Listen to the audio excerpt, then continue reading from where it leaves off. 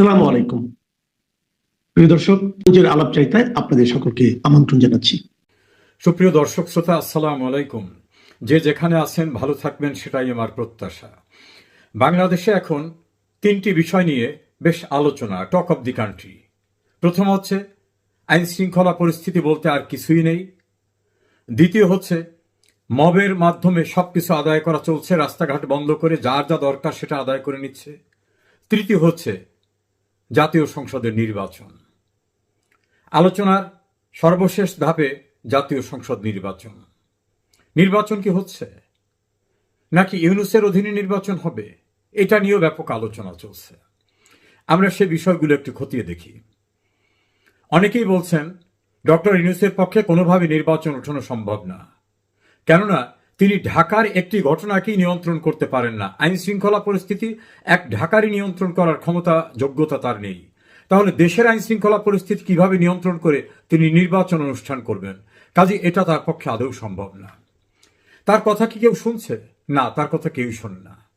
তিনি যখনই ভয়ে ভয়ে বিপদে পড়েন, তখন বিএনপি, জামাত, এনসিপি সহ কতগুলো দলকে ডাকেন, ডেকে বলেন আপনারা আমাকে বসিয়েছেন, আপনারা সাহায্য না করলে সর্বনাশ হয়ে যাবে, বিপর্যয় হয়ে যাবে দেশের। সুন্দর সুন্দর কথাবার্তা বলেন, যেগুলো মনে হয় ইনোসেন্ট কথাবার্তা। আসল কথাটা হলো বিপদে যখনই পড়েন তখন ডেকে ওই কথাগুলো বলেন, যেটা মির্জা ফখরুল ইসলাম আলমগীর তার একটা বক্তৃতার ভিতরে বলেছিলেন। অন্যদিকে তাকে যারা বসিয়েছেন দেশের ভিতরে, এভাবে যারা দাবি করেন, জামাত, শিবির, এনসিপি, তারা বলছেন সংস্কার ছাড়া কোনো নির্বাচন হবে না। কারণ আমরা যে কাজ করেছি, আমাদের দায় মুক্তির দায়িত্ব কে নেবে? এই দায় মুক্তির ব্যবস্থা নিশ্চিত না করে কোনো ইলেকশন হতে পারে না। সংস্কার মুখে মুখে, আসল কথা হলো তাদের দায় মুক্তি। আমেরিকা থেকে নিয়ে আসা ডক্টর আলী রিয়াজ পরিষ্কারভাবে বলছেন, আমরা সবাই মিলে সংবিধান ভঙ্গ করেছি, আমাদের মৃত্যুদণ্ড হতে পারে। ছাত্র আন্দোলনের দুই সমন্বয়ক দুইটি টেলিভিশনে আলাপচারিতায় পরিষ্কারভাবে বলছেন যে আমরা সংবিধান ভঙ্গ করে এটা করেছি, শেখ হাসিনা ফিরে আসলে আমাদের মৃত্যুদণ্ড জোর করে দেওয়া লাগবে না, আইনেই আমাদের মৃত্যুদণ্ড হয়ে যাবে, স্বাভাবিক আইনেই। তারা নিজেরা স্বীকার করেছেন যে আমাদের মূল টার্গেট ছিল মুক্তিযোদ্ধার চেতনাকে পরাজিত করা, আমাদের মূল টার্গেট ছিল শেখ হাসিনাকে ক্ষমতাচ্যুত করা, এবং সেজন্যই আমরা পদ্মা সেতু, মেট্রো রেল, বিটিভি ভবনে আগুন দিয়েছি, পুলিশদেরকে আমরা মেরে ফেলেছি। এর সঙ্গে আরো বলেছেন, আমরা 5 তারিখে শেখ হাসিনা সরকারের পতন না হলে অস্ত্র তুলে নিতাম। সেজন্য নাহিদ নাকি ভিডিও বার্তা তৈরি করে রেখেছিল। আসিফ মাহমুদ সজীব ভুইয়া তার ইন্টারভিউতে সেটা বলেছেন। তো অস্ত্র যদি তুলে নিতে হয়, তাহলে অস্ত্র তাদের কাছে ছিল, সে অস্ত্রগুলো কোথায়? এই অস্ত্রগুলো নিশ্চয়ই তাদের দিতে হবে। সরকার পাল্টালে, এখন না হয় তাদের সরকার, চিরদিন তো থাকবে না, তখন কি হবে? এই সব প্রশ্নগুলো তাদের মাথায় ঘুরপাক খাচ্ছে। ফলে তারা তাদের দায় মুক্তি সহ অন্যান্য বিষয়গুলো নিশ্চিত হতে চাচ্ছেন। এর বাইরে গিয়ে কোনো নির্বাচনে তারা সম্মত না। তারা প্রচন্ড অখুশি, বেজয় অখুশি। তারা তিরুসকে বলছেন বেঈমান, গাদ্দার। আসিফ নজরুলকে বলছেন ভণ্ড, ভণ্ডামি করছে। লন্ডনে গিয়ে ডক্টর ইউনূস সরকার বিক্রি করে দিয়ে আসছেন, সেজদা করে আসছেন, এমন তির্যক ভাষায় গালিগালাজ তাদেরকে করতেছেন। জামাত ইসলামও জানে সরকার গঠন তো দূরের কথা, সংসদীয় আইন অনুযায়ী সংসদে বিরোধী দলের মর্যাদা পেতে গেলে যে কয়টি সিট লাগবে, যে কয়টি আসন লাগবে, তাও তারা পাবে কিনা, তারা এটা নিয়ে সংশয়ে থাকে। ফলে তারাও জানে পরে যারা গভর্নমেন্ট ফর্ম করতে পারে যদি নির্বাচন হয়, তাহলে ওনাদের অবস্থা কি হবে। কারণ ওনারা বিএনপির প্রধান নেতা তারেক রহমানের নামের পিছনে ফিমেল অর্গানের নাম বলে যে স্লোগান দিয়েছে, তারেক রহমানের নামের পিছনে খারাপ একটি শব্দ ব্যবহার করে ভার্সিটি টিএসসিতে যে স্লোগান দিয়েছে, তাদেরকে বাস স্ট্যান্ডের দল, চাঁদাবাজির দল, গরুরহাটের দল, এমনকি তারেক রহমানের মাকে নিয়েও যে অশোভন অশ্লীল ভাষায় কথা বলেছেন। তারেক রহমানকে যেমন বলছেন চাঁদা আদায় হয় পল্টনে, চলে যায় লন্ডনে। আবার তারাও যেভাবে 71-এর রাজাকার হিসেবে উল্লেখ করেছেন, ফলে দূরত্ব এমন জায়গায় গেছে যে কেউ কারোর প্রতি সংবেদনশীল থাকবে এটা ভাবার কোনো কারণ নাই। ফলে বিএনপি ক্ষমতায় গেলে যে সংবিধান লঙ্ঘন এবং এই যে গণতান্ত্রিক সরকার উচ্ছেদের ঘটনা, বিভিন্ন জায়গায় রাষ্ট্রীয় স্থাপনায় হামলা করা, যেটাকে বলা হয় আত্মঘাতী কাজ করা, এই সকল ঘটনার যে বিচার হবে না, এ নিশ্চয়তা কে দেবে? এজন্য এনসিপি, জামাত এবং আন্দোলনের সঙ্গে যারা কথিত ছিলেন তারা এখন আতঙ্কিত, যেটা শেষ না করে কোনো নির্বাচন হবে না, এবং ইউনুসকে তারা বাইরে যেতে দিতে চান না। আবার বিদেশিরা যারা ইউনুসকে বিশাল কিছু মনে করছিলেন, তারা এখন দেখেছেন যে ডক্টর ইউনুস দেশের কিছুই নিয়ন্ত্রণ করতে পারেন না। তাদের হাই কমিশন আছে, এম্বাসি আছে। গোপন রিপোর্টে তারা জেনেছেন ইউনুস শুধু নিজের করাপশনের মামলাগুলো প্রত্যাহার করিয়ে নিয়েছেন, নিজে বিশ্ববিদ্যালয় নিয়েছেন, আদম ব্যবসার লাইসেন্স নিয়েছেন, ডিজিটাল ওয়ালেট ব্যবসার লাইসেন্স নিয়েছেন, গ্রামীণ ব্যাংকের মালিকানা রাষ্ট্রের থেকে কমিয়ে নিয়েছেন, তার প্রতিষ্ঠানগুলোয় 5 বছর ট্যাক্স দেওয়া লাগবে না, নিজের সুবিধা নিয়েছেন। দেশের অর্থনীতি, অবকাঠামোগত উন্নয়ন কোনো কিছুই তিনি কিছু করতে পারেননি। ফলে এনার সম্পর্কে যে ধারণা ছিল সেই ধারণা বিদেশিদের এখন আর নাই। ফলে সেখানের কোনো সাপোর্ট পাচ্ছে না। 11টি দেশ সফর করছেন, সেখান থেকে কোনো সাহায্য আসে নাই, বিদেশে সাহায্য নাই। দেশে তাকে যারা আসন করে বসিয়েছিল তারাও এখন তার উপর নাখোশ। বিএনপি চায় তড়িঘড়ি করে নির্বাচনটা করে তারা ক্ষমতায় বসতে, তারা এখন অন্য কোনো কিছুতে রাজি না। এই পরিস্থিতিতে আওয়ামী বিরোধী যে শিবির, বিএনপি, জামাত, এনসিপি এবং অন্যান্যরা, তারা পরিষ্কারভাবে দুইটা ভাগে বিভক্ত। এদেরকে কাকে অখুশি করবেন, কাকে খুশি করবেন? যদিও বিএনপির সঙ্গে গাঁট ছাড়া বেঁধেছেন ইউনুস, কিন্তু জামাত কি ছেড়ে দেবে? এনসিপি কে তাকে ছেড়ে দেবে? যারা এখনই বলতেছে উনি বেঈমান, উনি গাদ্দার, উনি সরকার বিক্রি করে দিয়ে আসছেন, ওনার প্রধান উপদেষ্টার সবচেয়ে বিশ্বস্ত জন তাকে বলা হচ্ছে ভণ্ড। দেশের বাইরে যে নিরাপদে থাকবেন সে অবস্থা হতো না। লন্ডনে গিয়ে বাইরে বের হতে পারেন নাই, তার আর এক উপদেষ্টা নিউ ইয়র্কে গিয়ে বাইরে বের হতে পারতেছেন না। আইন উপদেষ্টা আর একটা দেশে গেছিলেন, সেখানেও বিমানবন্দরে ভয়ঙ্করভাবে লাঞ্ছিত হয়েছেন। দেশের ভিতর থেকে তিনি বিএনপির এক স্ট্যান্ডিং কমিটির মেম্বার, তাকে গালিগালাজ করতেছেন, ভিডিও বাইরে ভেসে আসছে। এই পরিস্থিতিতে ওই অ্যাডভাইজারি মেম্বার যারা আছেন তারা অনেক আতঙ্কিত যে কোনোভাবেই এই নির্বাচন আমরা করতে পারবো না, আমাদের দিয়ে সম্ভব না। এবং তারা যে করতে পারবেন না তার আইনগত একটি কারণ আছে। তত্ত্বাবধায়ক সরকার সংক্রান্ত যে বিষয়টি অ্যাপিলেট ডিভিশনের শুনানির অপেক্ষা আছে, আংশিক শুনানি হয়েছে। অনেক জুরিস্টরা বলছেন যে এই রায়টি পজিটিভলি হতে পারে, হওয়ার সম্ভাবনা তাদের দৃষ্টিতে সর্বাংশে। তাই যদি হয় তাহলে তত্ত্বাবধায়ক সরকার ব্যবস্থা ফিরে আসবে। ফিরে আসা মানে হলো আদালতের ভার্ডিক্ট যেদিনই ডিক্লেয়ার হয় সেদিন থেকে সেটা কার্যকর হয়। এটা কোনো রেট্রোস্পেক্টিভ ইফেক্ট বা পরবর্তীতে কোনো ইফেক্ট এর প্রশ্ন ওঠে না। আইন হচ্ছে যেদিনই রায় হবে সেদিন থেকে ওটা আইন। তাই যদি হয়, তত্ত্বাবধায়ক সরকার যদি ফিরে আসে, তাহলে তত্ত্বাবধায়কের স্ট্রাকচার ছিল কি? সর্বশেষ নির্বাচিত হবেন সর্বশেষ যিনি অবসরপ্রাপ্ত প্রধান বিচারপতি তিনি। তাহলে বর্তমান প্রধান বিচারপতি হবেন সর্বশেষ অবসরপ্রাপ্ত প্রধান বিচারপতি সৈয়দ রিফাত আহমেদ। সঙ্গত কারণে তিনি তত্ত্বাবধায়ক সরকারের প্রধান উপদেষ্টা হতে পারেন। যদি তার প্রতি কারো আস্থা না থাকে বা তিনি যদি রাজি না থাকেন, সেক্ষেত্রে বিকল্প হতে পারে তার পূর্বে যারা অবসরপ্রাপ্ত প্রধান বিচারপতি, বিচারপতি হাসান ফয়েজ সিদ্দিকী, বিচারপতি সৈয়দ মাহমুদ হোসেন, বিচারপতি জনাব মোজাম্মেল হোসেন, অন্য কয়েকজন আছেন যারা রিজাইন দিয়েছেন। রিজাইন হবে না, হতে হবে অবসরপ্রাপ্ত। যদি সেক্ষেত্রে কোনো বিপত্তি হয় তাহলে এর পূর্বে যারা অবসরপ্রাপ্ত আপিল বিভাগের বিচারক, সেখানে আছেন আপিল বিভাগ থেকে যারা অবসরে গেছেন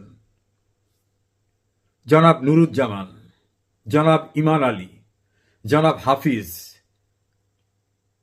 জনাব নাজমুনারা সুলতানা সহ আরো অনেকে। এতগুলি স্তর অতিক্রম করতে হবে। যদি এদের কাউকে না পাওয়া যায় তখন বাইরের কাউকে আনা যেতে পারে, বা রাষ্ট্রপতি নিজেই তত্ত্বাবধায়ক সরকারের প্রধান উপদেষ্টা হতে পারেন, পূর্বের যে স্ট্রাকচারটা ছিল। তো এতগুলো লোকের ভিতর থেকে কি একজনকে পাওয়া যাবে না? ডেফিনেটলি পাওয়া যাবে। তাহলে রায় ঘোষিত হওয়ার দিন থেকে তত্ত্বাবধায়ক সরকার এস্টাবলিশড হলে কোনোভাবেই ডক্টর ইউনুস আর ক্ষমতায় থাকার কোনো সুযোগ নাই। তো ক্ষমতায় থাকার সুযোগ না থাকলে তার তো তত্ত্বাবধায়ক সরকারের প্রধান হওয়ার কোনো লিগ্যাল বেসিস নাই। তাই যদি না থাকে তাহলে তার অধীনে ফেব্রুয়ারিতে কিভাবে নির্বাচন হয়? আমি যদি কথার কথা ধরেই নেই যে ফেব্রুয়ারিতে নির্বাচন হতে পারে, সেক্ষেত্রেও তো ডক্টর ইউনূসের থাকার সুযোগ নাই। আমার কাছে অন্য তথ্য আছে। তিনি এখন তার পরিষদ সহ যে কোনো অজুহাতে ছেড়ে যাওয়ার জন্য খুবই ব্যস্ত। তিনি বুঝতে পারছেন তাকে যারা বসিয়েছিলেন, সাপোর্ট দিয়েছিলেন, তারাই এখন চাচ্ছেন না ওনাকে। তারা দ্বিধা বিভক্ত হয়ে গেছেন। তারা বুঝতে পারছেন উনি তাদের সঙ্গে তাদের ভাষায় গাদ্দারি, বেইমানি, বিশ্বাসঘাতকতা করেছেন, লন্ডনে গিয়ে সেজদা করে এসেছেন, সরকার বিক্রি করে দিয়ে আসছেন, তারেক রহমানের সঙ্গে সমঝোতা করে দিয়ে আসছেন। ফলে তারা আর ওনার দায়িত্ব নেবেন না। তবে তারা উনি যেন তেন উপায় নির্বাচন করে বিএনপিকে বসিয়ে দেবেন, এটাই তারা রাজি না। কারণ তাহলে তাদের ফাঁসির রজ্জু কে ছাড়াবে? একাধিক সমন্বয়ক তো পাবলিকলি বলছেন, শেখ হাসিনা ফিরে এলে আমাদের জোর করে সাজা দেওয়া লাগবে না, আইনেই স্বাভাবিকভাবে আমাদের মৃত্যুদণ্ড হবে, যেহেতু আমরা সংবিধান ভঙ্গ করেছি। ডক্টর আলী রিয়াজ তো বলছেন, এই যে আমরা যারা বসা আছি, আমরা সবাই মিলে সংবিধান লঙ্ঘন করেছি। তাহলে সংবিধান লঙ্ঘন করার পরিণতি কি হতে পারে, এটা তারা ভালো করে জানেন। এই পরিস্থিতিতে ফেব্রুয়ারিতে আদৌ নির্বাচন হবে কিনা এটা নিয়ে পর্যবেক্ষকদের ধারণা, কোনোভাবেই নির্বাচন ফেব্রুয়ারিতে হবে না। কারণ আইন শৃঙ্খলা পরিস্থিতির এত ভয়াবহ অবনতি হয়েছে, মবের রাজ্য এমনভাবে কায়েম হয়েছে, কোথাও কোনো ব্যবস্থাপনা নাই। এই অবস্থা কিসের নির্বাচন হবে? অন্যদিকে তো নির্বাচনের পক্ষে বিপক্ষে দুইটা গ্রুপ আছে। যারা চান আগে তাদের প্রোটেকশন, তাদের দায় মুক্তি হোক, তাদের কথিত জুলাইয়ের সনদ বাস্তবায়ন হোক। বিএনপি চায় এসব বাস্তবায়ন তো বাইরে বসে করা যাবে না, সংসদে গিয়ে করতে হবে। তাহলে আগে সংসদ নির্বাচন হোক। পরিষ্কার বিভক্ত। এই অবস্থায় আইন শৃঙ্খলা পরিস্থিতি পক্ষে নেই। অন্যদিকে আওয়ামী লীগ এবং আওয়ামী লীগের সমমনা দলসমূহকে 14 দলীয় জোট সহ সিপিবি এবং অন্যান্যদেরকে, ওয়ার্কার্স পার্টি, জাসদ, গণ আজাদী লীগ, গণতন্ত্রী পার্টি, ন্যাপ, এদেরকে বাদ দিয়ে, জাতীয় পার্টিকে বাদ দিয়ে নির্বাচনের যে স্বপ্ন দেখা হচ্ছে, প্ল্যান করা হচ্ছে, সেখানে সার্ভেতে দেখা গেছে বিএনপির পক্ষে 12%, জামাতের পক্ষে 10% এবং এনসিপির পক্ষে 2%। 12, 10, 22 আর 2, 24% মানুষ ভোটের ব্যাপারে মুখ খুলেছে। আর 7% বলেছে আওয়ামী লীগকে ভোট দেবে। 14% বলছে আমরা বলবো না। অর্থাৎ বললে বিপদ হতে পারে। তা রাজনৈতিক বিশ্লেষকদের ধারণা যে এরা বিএনপি বা এনসিপি বা জামাত হলে নিশ্চয় বলে ফেলতো, কারণ দেশের পরিস্থিতি যা, তাদের মুখ খুলতে কোনো দ্বিধা থাকার কথা না। তাহলে তারা এমন একটি দল করে যে দলের কথাই স্পষ্টভাবে বললে তাদের বিপদ হতে পারে। তাহলে সেই 14% আর 48% মানুষ বলছে আমরা এখন মনস্থির করিনি। তা 48, 14, 7 এসব মিলালে দেখা যাবে 29% মানুষ ভোটের কথা বলছেন, আর 31% মানুষ বাইরে থাকতেছে। এই 31% মানুষকে নিয়ে 71% মানুষ বাইরে থাকতেছে, 29%কে নিয়ে ভোট। এই ভোটের যদি নির্বাচনও করে, সেটা কি কোনো গ্রহণযোগ্য নির্বাচন হবে? কোনো জায়গায় রিকগনিশন পাবে?